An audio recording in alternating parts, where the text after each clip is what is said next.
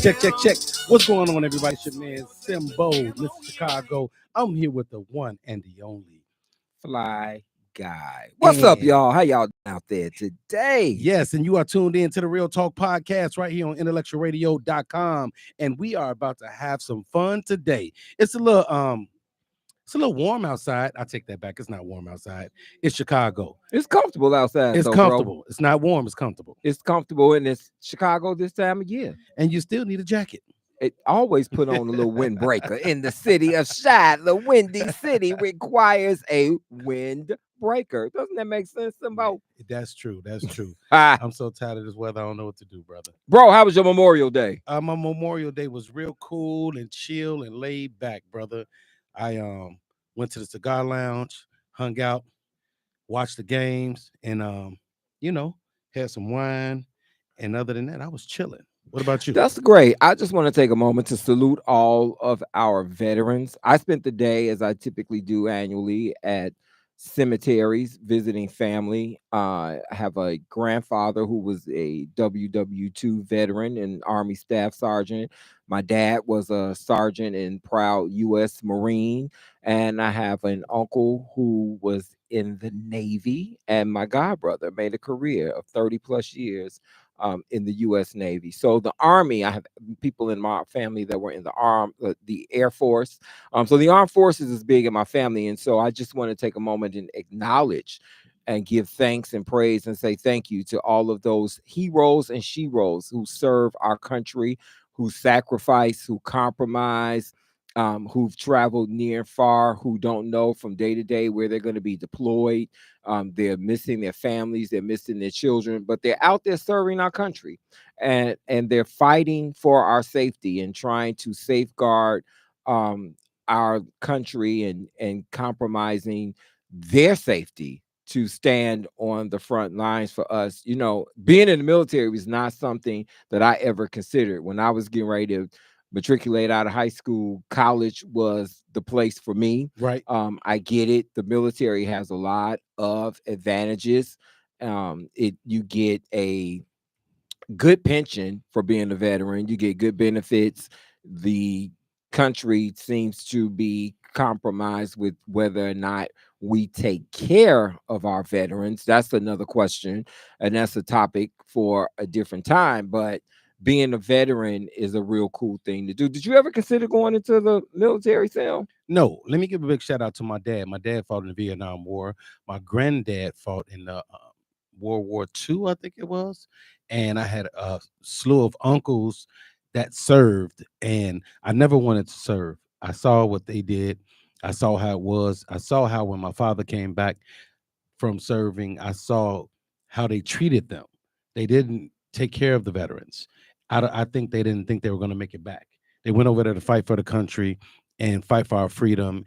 But when they made it back, it was traumatizing. My dad told me and my brother Jake a lot of what went on, like in depth, and it was gruesome. And to have them not get the support they needed mentally and emotionally when they came home, I never wanted to be a part of that. Now I salute everyone that fights for us and everyone that decides to go into it, because it can be a very good career if that's what you choose to do. But I chose otherwise. That's why I went to college and I played sports, because I couldn't see myself going to the armed forces. And that's exactly what I was talking about. That part right there, my brother. If whether or not this country takes care of our veterans the way that it should. My dad had a pretty challenging experience later on in life as a result of being in the Vietnam War, because he was exposed to Agent Orange. Of course. Agent Orange is a chemical that was used during that war, and that unfortunately allowed him to develop some health challenges over the years. And unfortunately, my dad passed away 13 years ago on my birthday in 2012. And so September 9th, 2012, I received a phone call that my dad needed medical attention. My mom and I went to the hospital, and by the time we arrived, my dad had been pronounced dead. He had transitioned. And so I'm going to always honor his legacy. He was a proud Marine and he fought for our country. He had no regrets. But to your point, Simeon, I wonder if this country could do better, even taking care of the spouses, because my grandmother, thank God, she lived to be 99 years young, and she developed dementia. And my grandmother, in her experience with going through and battling dementia, did not receive the medical coverage that I felt she should have received. If it were not for the fact that my family had the resources to take care of my grandmother the way that we did, my grandmother would not have received any support from this country. And I vented that at during a session when our family was called in for a meeting, on behalf of my grandmother and her care, and what that was going to look like economically. I spoke outwardly about the fact that my grandfather fought in WW2, Okay. and he was her husband. So she, being the spouse, should have reaped some benefits as a result of my grandfather being a veteran. So I think that this country has a lot of improvement to do in a lot of areas and on a lot of levels. However, taking care of veterans and their wives and widows and widowers, that's important. And so that's just something to consider. But like I said, brother, that's a conversation for another time, and because that topic is really elaborate, and that's a show that garners its own signature empowerment. Should Diddy's children be present during this trial? Man, have you been keeping up with this trial, Simeon? Nope. Dude, you need to, why do you come on Real Talk and No, not keep up with the real life things? certain things I just choose not to be. I just choose not to let into my aura and my ear gates, In your brother. aura. Yeah. So some In your things aura. This I is just relevant news, bro. And it's this relevant is for who? it's relevant for It the ain't relevant. It's world. not relevant for me. It's relevant for the What does world because Diddy going to jail have to do with me? you missing the Nothing. point. No, I'm You not. missing the point, It's, brother. no, Because it's just not a because you. Simeon experience. But It's an right, experience for every I young don't man. care. No, that's the problem. No, That it ain't part the right problem. there. I don't That care part about right Diddy and what he there. did. It's I not don't. about, because you're making it about Diddy. It's not No, about Diddy. you just It's about asked the me principle.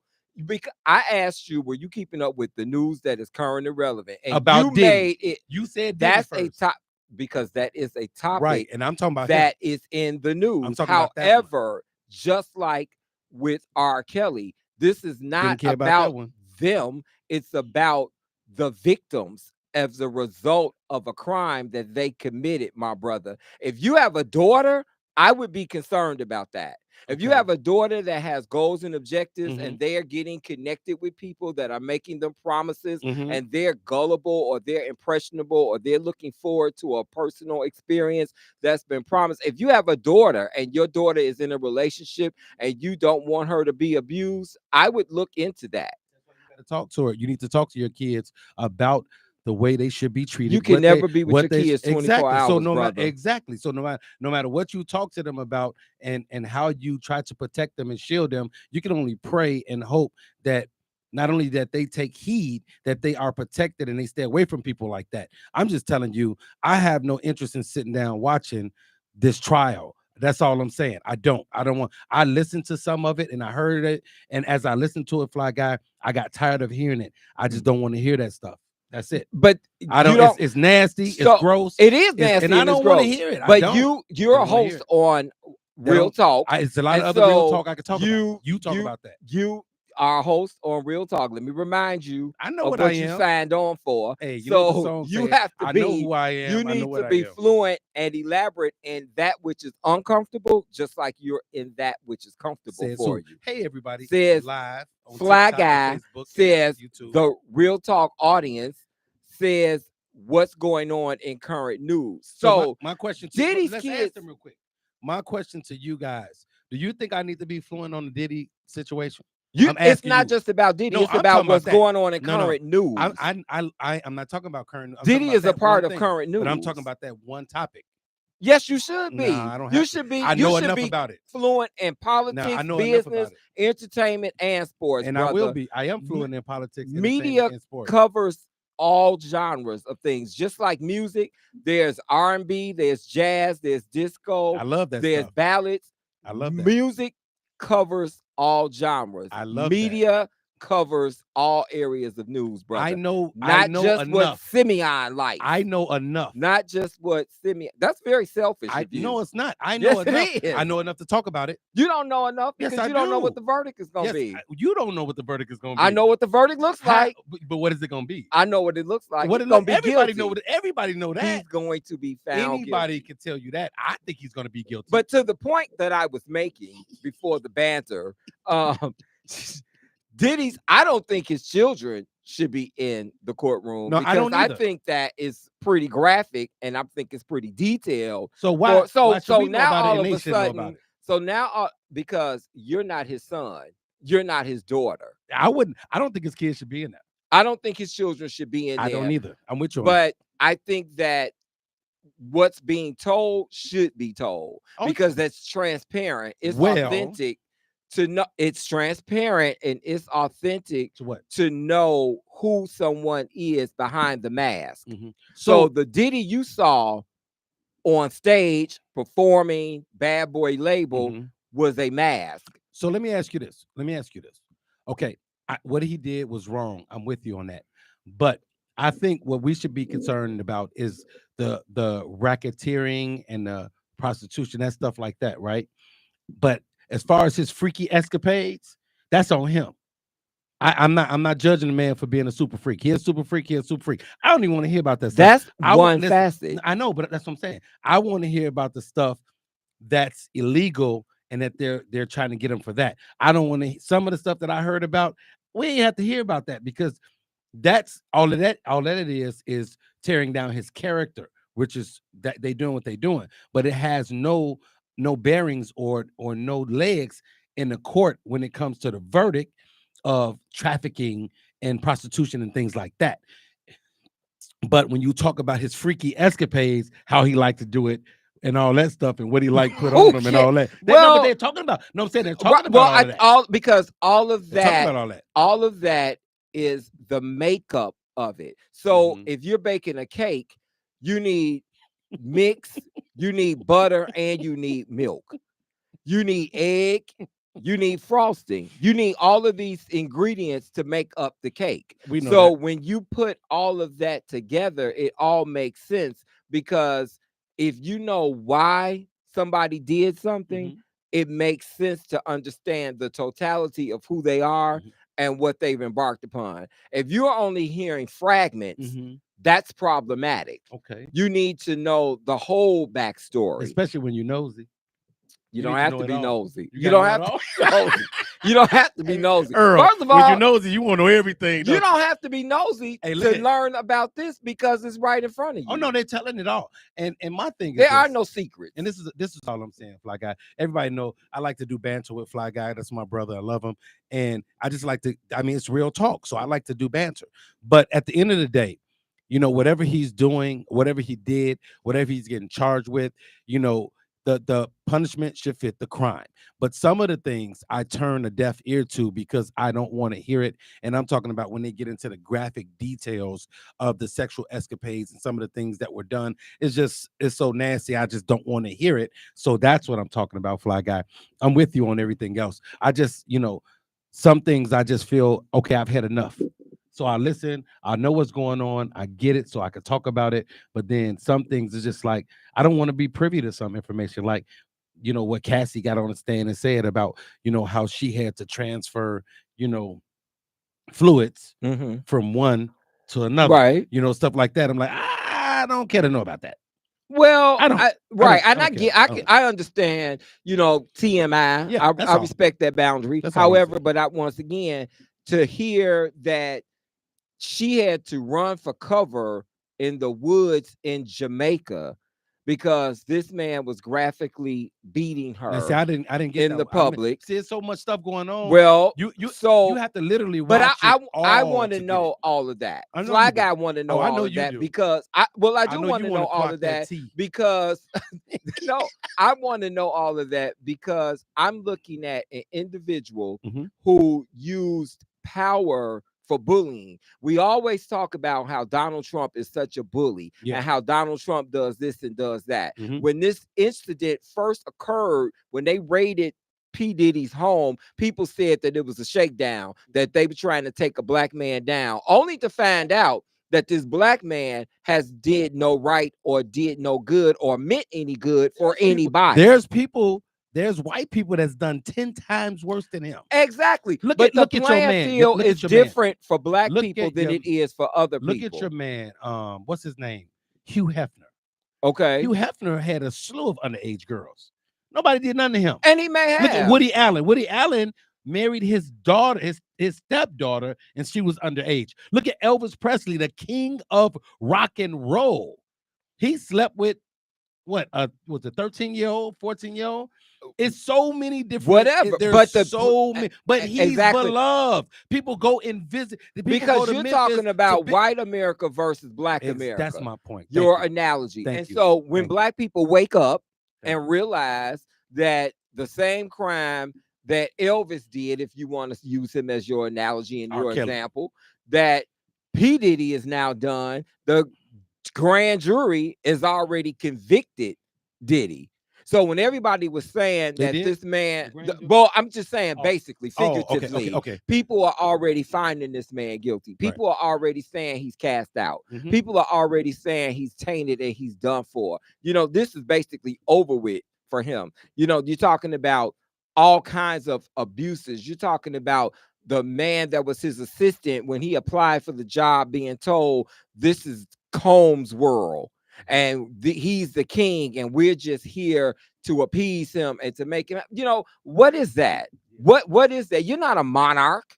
What is that, dude? That's crazy. And so the fact that people made you feel that empowered made you feel that entitled. So then you take that empowerment and you misuse it. You abuse your own right. When this also first came out, his mom suffered heart failure. His mother, P. Diddy's mom, I'm pretty sure was she hospitalized I'm pretty sure she as was. a result of this. Because once again, things are a trickle-down effect. When you do something to that extent, it has an impact and effect on other people. You're looking at spending the rest of your days in jail.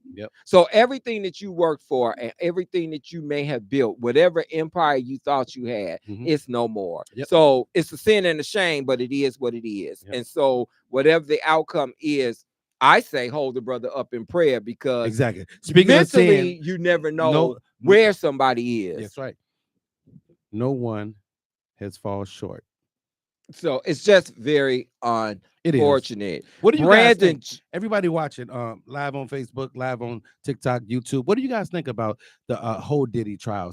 You can call us at 708-223-8953. That's 708-223-8953. Let us know what you think about it. Let us know how you feel about it. Or if you think anything specifically, let us know. But Fly Guy, he's going to clock that tea. And then what I'm going to do is I'm going to stir the tea for him, because I can't clock it. But put some lemon in that tea, bro. And some honey, right?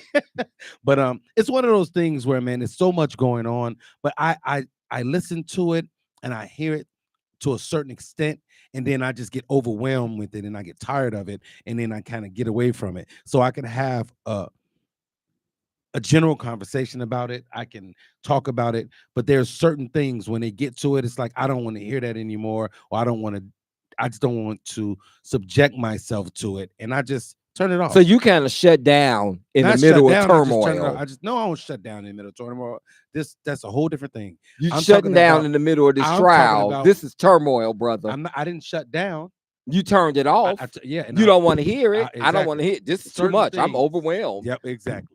Cassie transferred fluids. She was forced to. Do you guys see? It's called RAPE. Do you see he's bullying me live? It's called rape. He's bullying me. It's called that she was being used as wait. She wasn't being raped. She was forced to have sex with a bunch of people. She wasn't being raped. She was forced to have sex with a bunch of people. She was sex trafficking. So what would you like to call it? She was sex trafficking? But she was sex trafficking. He didn't pay her to do it. She was forced to have sex with other people, dude. What part of this don't you understand? What do you understand sex trafficking to be? Are you sure she was forced? I'm sure she was forced. How? Were you there? I'm sure she was forced. I wasn't there, but I heard her testimony. But let me tell you something like I this. don't think she Can I say lied. this? And I saw the tape when he beat her in the hallway in a towel. Everybody saw that. How gross was that? Yeah, that gross. was very manly. I think he should go down for that. That was very manly. I think he should go down for that. Put a towel on and chase the girl up and down the hallway of a hotel and kick her. First of all, let me tell you something. If that was my sister, if that was oh my no, auntie, but you didn't that want was my no. When Fly Guy said, if you have a daughter, I didn't say. I said I agree with you on that. No, I told you that this dude right here is an animal. No, I said we have to talk to him and things like that. But I'm saying if that was my sister or my auntie or my daughter or my cousin, and he did that, I would beat him. Okay, I would. Now he was gonna be. I don't care. So if Diddy, all Smitty, of those other daughters, chitty bang bang, and that's exactly why this needs to be. He needs to be outed. This needs to come out. I just said because all of those daughters, that he wronged, and all of those people, and I'm gonna go even further. What about all of those sons? What about all the other people? No, let's not act like it wasn't men involved. What about all the other people that were willing participants and participated in this? Because it was people that participated in this stuff with them. Well, they're wrong too. I mean, they haven't come out, so I don't know what's I'm saying, gonna go on with them. We know it was. I don't even know who they were. Hey, if he dropped the hammer, we know who he is, and we know what he did. And I'm gonna say it one more time for the people in the back that may not have heard me. Not only were there daughters, but there were sons, because the equivalent to women that came out is almost that amount in men that have come out and said that this dude messed around with them. He abused his power. He abused his power. He took advantage of people, and he did it in a way that was demeaning, demoralizing, and all types of things. And I think that it's sick. I think he's the scum of the earth. You should never use any power that you have to take over people like that and treat people like that. And when you do it, shame on you. So Diddy, shame on you. Yeah. Now I'm done with him. Let's go. Shame on you. That's time out. Giving him a time out. Yeah. He grew up in Bridgeport. Mayor Brandon Johnson. Now we just talked about what the playing field looks like for black and white. So Mayor Brandon Johnson is being scrutinized for hiring what appears to be a significant amount of African-American men and women in leadership roles in the city of Chicago. What's wrong with Brandon Johnson? Well, hold the phone. Brandon Johnson did a interview at Apostolic Church in Woodlawn, and he identified people in leadership that were men and women of color, and DOJ has a problem with that. The Justice Department said it is specifically investigating the number of black men and women who served in Johnson's administration, which he spoke about at an event at a church, which is the Apostolic Church in Woodlawn. The deputy mayor is a black woman. The Department of Finance Development is a black woman. When you ask, how do we ensure that our people get a chance to grow their business? Brandon Johnson says, having people in my administration that will look out for the interests of everyone, and everyone means you have to look out for the interests of black folks. I don't think it's a problem. Personally, you said Brandon Johnson said. See, that's why he messed up right there. Brandon Johnson said that. That's a quote from Brandon Johnson at Apostolic during the interview. So, but that's where he messed up. Now, it's okay when he said having interest in helping people, right? Right. But when you specifically say black people, then that's not. So everybody as Brandon Johnson said, everybody in Donald Trump's cabinet is white. It's one black person. I know. I'm telling you how they're trying to jam him up. Okay, I'm with you. I don't think there's anything wrong with it because, like you said, everybody in Trump's cabinet is white. So they're not saying anything about that. But that's how they're trying to jam him up. Exactly, and that's where we need to wake up and understand that the playing field for black people is different than it is for white people. Now, Brandon Johnson gave the breakdown of the racial makeup of his 105-member staff. 34% of the employees are black. Mm-hmm. 30% are Caucasian. They're Okay. white. So what's 23% are Hispanic. Mhm. 7% are Asian. And 5% are 2 or more other ethnicities. So what's the problem? If So 34% are white, I mean black, and 30% are white, that's only a 4% well, the difference. problem is that he spelled it out like you just said. But The that problem is yeah. he said that moving his administration forward, he wants people in it that looks like him. He's made appointments. He's identified black people. When Brandon Johnson speaks, he's not doing anything wrong. Mhm. I'm all for it. He just said because he used the wrong it's verbiage. well, I don't even know if I would say he's using the wrong verbiage. I When he think said that that? he's speaking. Well, hear me out. I think that sometimes we don't need to allow other people to silence us on our empowerment. We have to think twice before we speak because we don't want to offend someone or we don't want to say the wrong thing. When people say black people came from S-hole countries, Or we don't want to be when people say, ostracized. well, other people get to say and do what they say and do, but when it comes to us, we got to walk on eggshells. But we know when we is can't, enough enough? But we know, Fly Guy, we know we can't do what they do or say what they say out loud. We know this. Even when we want to do it, sometimes we have to show a little I think regard. we have freedom of speech in this country, we and do. Brandon Johnson can say whatever he can I wants ask to you, say. okay, now look what he going through. Okay, so if he wasn't I'm with you. scrutinized for this, he's I'm gonna be with you. scrutinized for But something. exact, but I'm with you, brother. But I'm saying, look at the results of him saying what he wants to say. Look at what he has to go through now. Well, I guess Not you, not me. Well, He I has guess to go through when that. you become the mayor of a city, especially a city like Chicago, Yes. that has a lot of layers of different things going on, and Chicago has a lot of wins. We had the Pope, we had the first black president, we had a lot of wins. We have a lot of things that went on in our city. But despite that, all people can seem to do is find the wrong and the negative. We got high crime rates. We don't know if we should have a curfew for our children. Our kids are downtown doing teen takeovers and smash and grabs. That's what becomes the storylines. And we that's have our to start kids. Those are changing black our. kids doing They're it. not only black kids down there; it's white kids down How there many? too. One It or don't two? matter if it's one. Who was it led by? Who was it led by? I believe that it's led by white people. No, it wasn't. I believe that It when was the not. George It was Floyd, not. when the George We ain't Floyd talking about George riots Floyd. were going on, We're not listen talking to about that. what I'm saying, dude. But I just want you to I'm finish one telling point you before that you go to there George is Floyd. because you said, are there? You said It's only black kids but you down said there. it was led by white people. It's not. That was led by black people. No, we know there was a black kid that started that. The point I'm making is when the George Floyd riots were going on, there were white people pushing those protests and those riots. People thought it was always black people doing it because George Floyd was obviously a black man. The point I'm making in saying that is it's not always a black face behind the turmoil. Oftentimes there are white people behind the turmoil posing as black America. And I agree with you on that. So that's the point I'm making, brother. But that thing you talked about specifically, that wasn't the case. So the kids downtown, I was talking about the kids downtown doing the snatch and grabs and the teen takeovers. It's more than just black kids down there. I've seen on the news that it's more than black kids down there. How many more did you see? I barely saw anybody. I only saw black people. I've seen more than black people down there. I've seen Latinos. You got them thick glasses on. I've so you can seen see more than black people down there.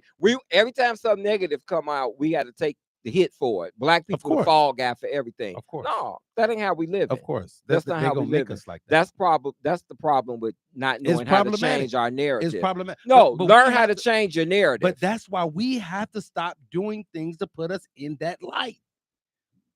We have to. Black people are the only people, the only group of people that need to stop doing crime and need to stop doing wrong because we got to be concerned about being shamed. No, I'm talking about our people. So if it's a black fat guy and a white fat guy, the black guy got to worry about being body shamed, but the white guy just eat till he busts. My 600-pound challenge. So. By the way, that's a very funny show. I can't believe they put those people out there like that. They are clearly making fun of these people, and we're laughing. Well, everybody's laughing. There was I'm not laughing. Where the lady had like 6 pizza boxes, and she put him in the back of the doctor's office, and she Dude, said it wasn't hers. I'm like, dude. come on, it's comedy. It's comedy. I don't like laughing, but I promise you, sometimes I that's why I can't don't watch. tell you don't like That's why I laughing. don't watch it, You ain't bro. put the smile off your Hey, face yet. that's I because can't tell. I'm still laughing at the joke I cracked on you about your glasses. Dude, no. I mean, nice glasses, Gucci. Gucci, but they bifocals. Hey. I can see, brother. I know that's I right. can see, and I got name brand But eyewear. on a serious note, Fly Guy, the only thing that I'm saying is that I want us to change the narrative, and for us to change the narrative, we have to stop putting ourselves in those positions with white people, Spanish people, whoever, Czechoslovakian, I don't care. We need to stop putting ourselves in that light so we can stop being ostracized and we can stop being blamed for everything. I'm just sick of it. Hey, Real Talk, holla at your boy, 708-223-8953. Holla at us and let us know, what are your thoughts? Do you think we should spend quality time and attention on changing our narrative, or should we just accept the narrative that the world has given us? 708-223-8953 is the number to holla at your boys at. Simeon, person to person, it's time for the situationship. Now, this is I've the been waiting for time this. in the show where we take a person to person look at a situation that is going on with one of our listeners, someone out there in Real Talk Nation that has a concern, and they're hoping that Simeon and I can give them some navigation, some guidance, direction. But we would love to hear from you. If you have a situationship, you can send your letter to Simeon Henderson, the number 9 at gmail.com. Simeon Henderson, number 9 at gmail.com, and we'll be sure to try and get it on the air. And if you're watching live, make sure you give us hearts. Give us hearts so we can continue to push this thing, so people continue watching and we can continue to grow. Watch us on IntellectualRadio.com. Watch us on YouTube and continue to support. We are here for you. Get involved. Get in tune. Let's do this, people. And I can't just say Chicago because we have people watching from all over, and we love you guys for it. Here is tonight's situation. What's up, Real Talk? Brothers, I'm seeking your unfiltered advice. I'm a businessman. It took me a long time and a lot of hard work to get my business up and running. One of the main reasons I started my own business is because I wanted to get out of corporate America. I also wanted to have something promising and lucrative to leave my children. Needless to say, I'm very protective of my business. My wife's nephew recently approached me and asked if I would hire him. This dude has an unsavory past. He's been incarcerated on more than one occasion. He's a felon. I really do not want an ex-con having access to my business. If I hire him, that means I have to trust him. I do not trust his ethics or temperament. I know if I express my concern to my wife, she's going to say I'm judging him and not giving him a fair chance. The fact is, he hasn't given himself a fair chance. What was he thinking when he was committing crimes and doing wrong? Where was the concern then? I understand it's easy for him to approach me rather than the outside world, but he has to understand there are consequences for the choices he has made. I'm not willing to risk this dude holding space in the atmosphere of my business. If I sound judgmental, oh well. My intention is to safeguard what I have worked hard to accomplish and secure for the future of my children. He should seek an opportunity elsewhere. I don't have anything to offer a convict. Signed, I'm nobody's pen pal. Wow. I think he was very direct. I think that super direct. he has a business, and I think he's concerned about what he knows this young man's potential is. It doesn't sound like he has much potential for grooming. If he's been to jail on more than one occasion, if he's a felon, there are consequences. The brother is right. There are consequences. Sometimes people change, sometimes people don't. But I don't know if I would give him a chance either. I think I might need to know areas of his improvement. I might need to know about some therapy he's taken. I might need to some know background. Exactly. I So- might need to know some work that he's done for himself. So here we go. This is what I think. I can't get mad at the guy who wrote the letter for not wanting to hire an ex-con or what have you. I don't know what he was in jail for several times and things Some like serious that. if he a felon. Right. So here's the thing. The man started his business and he doesn't want to trust it's his nephew. I get that. So can you do something else, like give him a job, a delivery job, something where he's not directly involved with the day-to-day operations of the job or the business? Can you give him something where he's just a normal employee? You hire him. If it works out, good. If it doesn't, you can fire him. But I don't think he should be obligated to hire him just because it's her nephew. He should be able to make that decision on his own. But are people are people up for atonement? Yes, they are.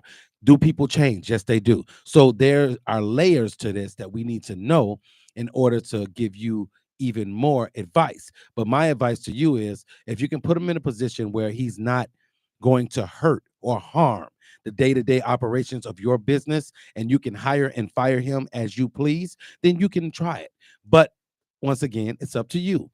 But I think we should give people a chance. I just You need would to know hire more. him? I said I just need to know more. I said I don't So blame how him. does he work I don't around his blame him. wife? I, Because he's she saying that can't his make him do wife, that. no, she can't make him do it, but she can make him feel bad about it. I Okay, make me mean, feel bad, but if I don't do it, I don't do it. okay. Now that's easier said than done when you ain't living with the woman. I'm just saying. You like this money coming in, don't you, baby? You like the success, don't you, baby? Okay, I'm trying to protect it. Not only for you and me, but for our kids. I think it's pretty tough space to It's a be very in. tough space to be in. I And mean, that's if why I you got a said, lucrative business, it's highly successful. you. Your wife see the income, she see the tax filings, she know what you lifestyle y'all living, she give him know a what you're job doing. cleaning up, do But anything. But long as he's not in charge of the day-to-day operations, he doesn't have access to pertinent information, right? He doesn't have access to pertinent information, to sensitive information, anything that can hurt or harm the business, then you can probably work with it, because he can't hurt your business. And if he doesn't come to work on time, if he steals, if he does anything, you can fire his butt. okay, Is that you exactly. can't tell me that ain't a good one. No, that's cool. And you didn't say anything wrong, bro. Oh. But I think that it's a little more than that, because we don't also, we don't know what type of staff this man already has. And so if he's concerned about bringing someone who he identifies as unsavory into an atmosphere, when you work with people, you're with them more a lot of times than you are at home. And so you have to really trust people. You have to trust that when you go into the office, that you can, I'm just making this up, but if you leave your wallet on the desk, you're gonna come back and your wallet is still there. I don't care where you work at, don't leave your wallet on the desk. But at least you are comfortable to think that, okay, I can leave my wallet on the dresser with Earl in the room, and when I come back, I know my wallet is in there and my credit card's still Earl? there. Not the Earl we know. The Earl, the other Winfrey. So I feel like if you're in an environment, you want ethics in that environment. I'm with you. And if this man don't have that, once again, where was he at when he was out here committing crimes? Take him through look. I'm just saying, if you decided to do it, take him through the hiring process. I'm gonna tell you, make like him fill this, out brother. an application, make him have an interview, and you decide whether or not you want this person to work. You don't automatically follow get your to first work for mind, me, right, Earl? You don't automatically get to work for me just because you're my nephew. You don't. You don't automatically get that privilege. It's earned. I would say be a reference for him and help him. If you don't want to hire him, but then they're gonna look at you. They're gonna look at you no, like, because you ain't want him to work for you. Well, no, because you can say he's not skilled in this business. He's not skilled or qualified to work with what I do and what I'm in need of. What if it's for a janitor? I'm not looking for a janitor. We don't know what he's looking for. So, but the point I'm making is, whatever he's looking for, take him elsewhere and be a reference for him in that environment. And that will allow him literally to show you what he's made of. Because if he'll do it for a stranger, then maybe he'll come back and do the same thing for you, because we tend to lean on the shield of family and think we can get a pass. Lean on the shield. This is my cousin's Harold's. I ain't got to fry the chicken like that. Or I can come to work late. I ain't got to open the store. The store's supposed to open at 10 o'clock. We open at 10:45. Black people always we always looking for a handout and a turnaround. But bro, signed, I'm not anybody's pen pal. I say go with your first man. Your wife will be okay, and It's her nephew will find an opportunity. And as Simeon said, if you have something lighthearted or lightweight or whatever it mhm. is, you can give him. The brother is looking to earn some income, honestly, an honest Finally, wage. So maybe, you just start out lightly, even if it's 2 days a week or something like that for 3, 4 hours a week, just to no, don't give work him him 2 days a up. week because then that's not enough. He gonna start stealing because he He ain't gonna have making to enough. take what he can. You have to take what he can get. Literally, take what he can get. And if I got 2 days a week, you gonna prompt the man to steal because he ain't Brother, making enough. Simbo, Mm. here's an interesting piece of information. Now, we talked a lot tonight about the playing field for black and Mhm. white and how culturally different things are. Dude, a white principal asked a black student if he was in a gang based on his hairstyle. That's wild. So you got braids. That's crazy. Yeah, I do. So if someone asked you if you were in a gang, would you be offended? I'm If so, you took, if if you they sent ask him, says your, your mom in the game? if you sent your 11-year-old son to school Hmm.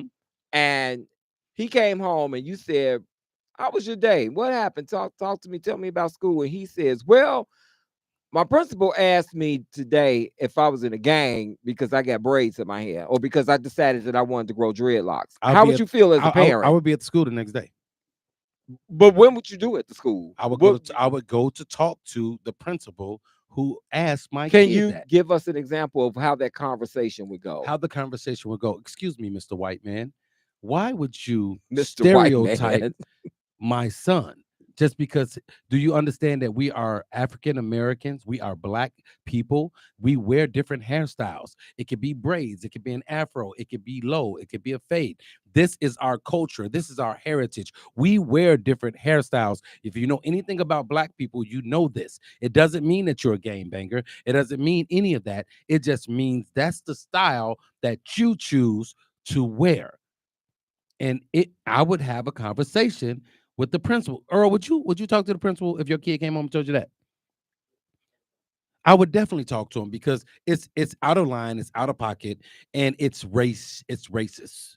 It is racial. It's And racist. here's the parents of a seventh grade student at Calvary Baptist Private School in Slidell, In a Louisiana, private school. said they were dumbfounded last week when their son's decision to wear a braided hairstyle was met with questions about being a gangster by the school's principal. The parent said, "I picked him up just like normal and asked, 'How was your day? How Mhm. did your friends like your braids?'" Ashley Thorne, his mom, said to her son, Dallin, "We're driving out of the parking lot," and he said the principal pulled him aside and asked if his braids represented being a gangster. That is an insult on so many He levels. needs to be fired or he needs to be suspended for that. That is so culturally. Now you just said Or just that he culturally should be we wear reprimanded. different Yes, hairstyles sir. and we do things differently. Yes. How ignorant do you have to be to not know that? Very ignorant. Fly Guy, we work with young people all the time. I speak at conferences, graduations, and all of that. And my hair does not define what comes out of my mouth. My hair does not define the teaching that I provide or the words of wisdom and inspiration that I provide, the words of motivation. It has nothing to do with my hair. It has to do with what's coming out of my mouth, my mannerisms. And I am always presentable. So if you want to judge me because, and I'm going to tell you that, can I be transparent? Be very transparent. This is real Earl, talk. Why everybody not watching, be? do you know, because of what he just said, there's been times when I second guess myself recently in my hairstyle and felt that I had to justify what my hair. Well, I'm wearing my hair like this because I'm an actor and I'm playing a role where I have to wear my hair like this. And I had to catch myself. I had to check myself because I shouldn't have to do that. I shouldn't have to say anything to anybody about why I wear my hair the way I do. As long as I'm clean, as long as I'm neat, as long as I'm presentable, I should be able to come in my own skin and be comfortable. I agree, brother. And when or what will it take for white America to even try to understand Black America. They're never gonna understand. They may not This is understand, but I 2025, mean brother, that and it's worse. they may not ever understand, but you have to try to understand. Exactly. You cannot associate certain looks, certain appearances with something negative. Our culture goes back to Africa, where braids began to exist, cornrow, all of that is cultural Yes. for us. Yes. So to take something that is applauded for our culture that has to do with the beauty of our appearance. Yes. Braids identify the beauty of the different shades and the different looks And the that we're creativity. exactly the create the talent that Man, goes into that. my hair Just braider is like cold, man. The stuff that she can do, and I'm amazed. And I wear simple styles, but exactly. it's still neat. It's pristine. I see a lot of NBA players on the So court. shout out They got braids in to their Mia, hair. my hair braider. I see a See lot you of tomorrow. NBA players that are playing Yes. and they have braids. Yes. And just like the Dreads, guy braids, a bald few heads. years ago, if you recall, the young man was on the wrestling team, yes. and he had locks, and the They made coach him cut his made hair. him cut his That's hair. crazy. Once again, it's always something wrong and tainted when Black America does something, or when we have a look, or when we have some. And I personally think it's envy. I think that people look at us and wish that were them, because they naturally they can't do what we can do with our features or they don't hair have the and things like flexibility that. to They don't. have the looks that we They would look. have to get all They kind don't of come gel in and holding shades, spray and all that, and then and that still it wouldn't still work. look frizzy and That still yeah, wouldn't work. it's not the same. That still wouldn't work Yeah. because when you have braids, it defines our features. Our features protrude when we have a cornrow. When a woman has her hair braided and her face is the central focus of what you see when she enters a room, and that Black woman comes in and she's dark skinned, she's been kissed by nature's sun. She has a black man. all the vitamin D in the world in her, and she has a sway in her hips, and she's a voluptuous queen. Yes. And she enters that room. Yes. And all she has to do is have a presence. She doesn't have to open her mouth and say anything. All she has to have is a dominant presence, her form, her shape, her silhouette. All of that says a lot. Yes. And when other people see that, they don't know how to applaud that. All they know how to do is envy that. Yes, sir. That's what the problem is with seeing our Black children. See our Black youth as future lawyers, future doctors, future engineers, with dollars, future electricians, future professionals, because they're reaching their full potential. Don't see them as a threat to society because one has cornrows, because one has an afro, or because a young girl has afro puffs, or because one has relaxer in her hair and one has natural hair. So you think one is better than the other. Don't see them as a threat because one is dark complexion and one is light complexion. Don't see them as that. See these young people as having potential to be nurtured and to flourish. They're products of society. They're not menaces to society. So once again, that goes back to how and why we have to begin to change our narrative. We don't ever have to change our look. We don't ever have to change our appearance, but we do need to change our narrative because we have a voice.